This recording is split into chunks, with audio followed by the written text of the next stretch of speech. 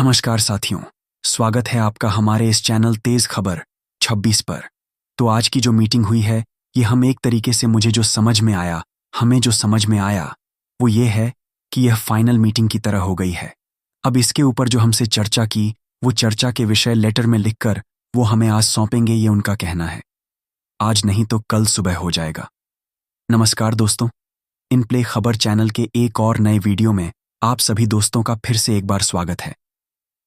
दोस्तों, जैसे कि कल के वीडियो में आपको जानकारी मिल ही गई होगी कि EPS 95 पेंशन धारकों की मांगों को लेकर आज ABC के राष्ट्रीय अध्यक्ष कमांडर अशोक रावत जी श्रम मंत्रालय से यहां पर मिलने वाले हैं। Ministry of labour and employment श्रम मंत्री मनसुख मांडविया जी से यहां पर मिलने वाले थे और उनकी ओर से लिखित में आश्वासन यहां पर आने वाला था EPS 95 पेंशन धारकों की पेंशन वृद्धि को लेकर। तो आज श्रम मंत्रालय में श्रम शक्ति भवन में EPS 95 पेंशन धारकों की मांगों को लेकर NSSE के राष्ट्रीय अध्यक्ष कमांडर अशोक रावत और उनकी टीम यहां पर उनसे मिलने पहुंची थी और उनसे लगभग 35 मिनट की मुलाकात यहां पर हुई है।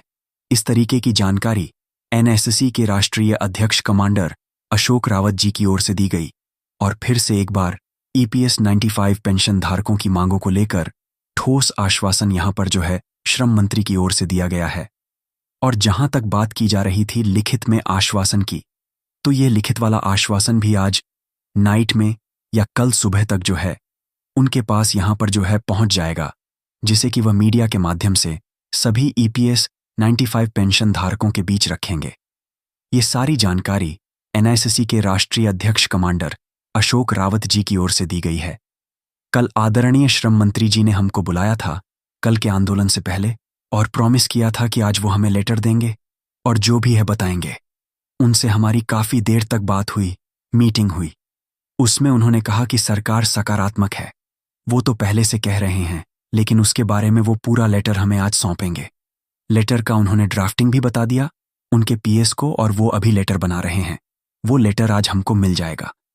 इसके अलावा EPS 95 पेंशन धारकों की जो मुफ्त मेडिकल सुविधा की डिमांड थी उसको लेकर भी NSSE राष्ट्रीय संघर्ष समिति की ओर से यहां पर जो प्रस्ताव रखा गया है, जिस पर सहमति बनती हुई नजर आ रही है।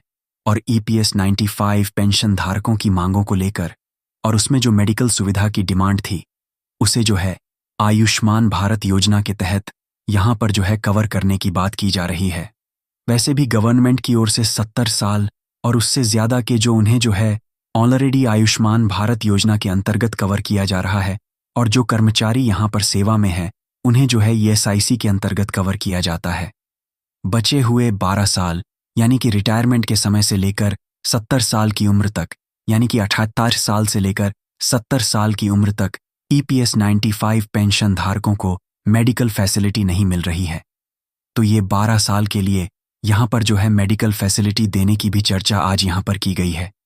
मेडिकल फैसिलिटीज़ के बारे में उन्होंने कहा कि हम आपको आयुष्मान भारत में लाने वाले हैं और उसके पहले SI जो स्टेट इंश्योरेंस के 12 साल उसमें इंक्लूड करने का उन्होंने PS को बताया कि 1 करोड़ लोग जो 88 लाख लोग आज जो रिटायर्ड है उनका हिसाब करते हुए 1 करोड़ लोगों का प्रावधान आयुष्मान भारत में करने का उन्होंने उसमें डिक्टेट किया है। इसके अलावा सुप्रीम कोर्ट की ओर से जो हायर पेंशन के मुद्दे को लेकर फैसला आया था उस पर भी श्रम मंत्रालय से आज बात हुई, उस पर भी सहमति बनती हुई यहाँ पर नजर आ रही है। हायर पेंशन के मुद्दे में जितने मामले हैं वो जल्दी से जल्दी सुलझाने की कोशिश गवर्नमेंट करेगी और PPFO उसके मामले में टाइम बाउंड कार्यक्रम करेगा। ये 3 चीजें उन्होंने आज कही हैं। वक्त पर EPS 95 पेंशन धारकों की चौथी डिमांड कि जिन EPS 95 पेंशन धारकों को योजना में शामिल नहीं किया गया है उन्हें कम से कम RS 5000 यहाँ पर पेंशन दी जाए। उस पर अभी श्रम मंत्रालय ने हामी नहीं भरी है और उस पर फिर कभी विचार किया जाएगा। इस तरीके की चर्चा आज होती हुई नजर आई है। जो हमारा चौथा मुद्दा है जो EPS में नहीं है उनको RS ज़्यादा दे दो। तो बोले इस मुद्दे को इतनी जल्दी सॉल्व नहीं कर सकते, इसके लिए हम आगे चल के इस पर विचार करेंगे और कोशिश करेंगे। लेकिन सबसे बड़ा सवाल फिर भी ईपीएस 95 पेंशन धारकों के मन में यही है कि क्या ये लिखित आश्वासन जो देने की बात श्रम मंत्रालय की ओर से की गई है, वो लिखित आश्वासन यहाँ पर आएगा, और आएगा तो उसमें जो है क्या यहाँ पर जो है आश्वासन होगा कि कितनी पेंशन बढ़ाई जाएगी, किस तारीख से बढ़ाई जाएगी, क्या ये कुछ क्लैरिटी यहाँ पर जो है निकल कर आएगी, या फिर उस लिखित आश्वासन में भी यही सारी बातें लिख कर आ जाएगी कि हम यहाँ पर पेंशन धारकों के प्रति संवेदनशील हैं, जल्द आपकी पेंशन यहाँ पर बढ़ाई जाएगी, हम इतनी पेंशन तो जरूर करेंगे कि पेंशन धारक सम्मानजनक जीवन जी सके। यदि यही सब बातें लिखकर आती है तो कोई फायदा यहाँ पर जो है इतनी बड़ी मीटिंग, इतने बड़े आंदोलन का निकल कर नहीं आएगा। लेकिन यदि इसमें कहीं निकल कर आता है कि हाँ, इतनी पेंशन बढ़ाई जा सकती है, इस तारीख से बढ़ाई जा सकती है, इसको लेकर ये स्टेप यहाँ पर जो है किए जा रहे हैं और ये कुछ चीज़ें यहाँ पर होती है, तो पेंशन धारकों की पेंशन बढ़ाई जाएगी, ऐसा कुछ यहाँ पर जो है निकल कर आता है, क्लैरिटी आती है, तो यहाँ पर जो है पेंशन धारकों के लिए कुछ अच्छी खबर निकल कर आ सकती है। बाकी देखते हैं, जैसे कि एनएसएससी के राष्ट्रीय अध्यक्ष कमांडर अशोक रावत जी ने कहा है कि आज नाइट में या कल सुबह तक उनके पास यह डॉक्यूमेंट आ जाएगा जिसे वह मीडिया में शेयर करेंगे। तो इसमें जो है क्या कुछ बातें यहाँ पर जो है निकल कर आती है। बाकी आपको क्या लगता है कि आज की मीटिंग से क्या कुछ यहाँ पर जो है डिसीजन पॉइंट निकल कर आए होंगे? क्या कुछ बड़े निर्णय यहाँ पर मंत्रालय की ओर से लिए जाएंगे? हमें जो है कमेंट करके ज़रूर बताइए। ये वीडियो जानकारी अपडेट आपको अच्छी लगी हो, वीडियो को लाइक, शेयर, चैनल को सब्सक्राइब कीजिए। मिलते हैं अगले वीडियो में। जय हिंद, वंदे मातरम।